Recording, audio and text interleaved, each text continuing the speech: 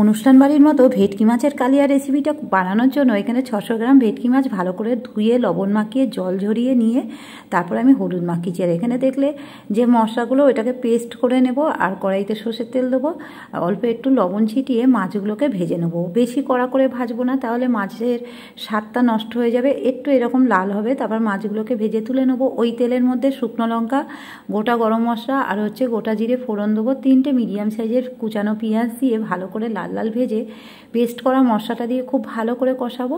তারপর স্বাদ মতো লবণ, 1 টিস্পুন হলুদ দেবো, দিয়ে আবারও কষাবো। তারপর মিক্সিংয়ের বাটি ধুয়ে জল দেবো অল্প, দিয়ে কষানো হয়ে গেলে এখানে কিছু গুঁড়ো মশলা দেবো।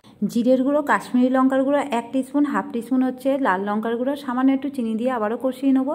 তারপর উষ্ণ গরম জল দেবো। গ্রেভিটা ফুটে উঠলে ভেজে রাখা মাছ দেবো। 2-3 মিনিট ফুটিয়ে নিয়ে শাহি গরম মশলা দিলেই রেডি অনুষ্ঠান বাড়ির মতো একদম ভেটকি মাছের এই কালিয়া।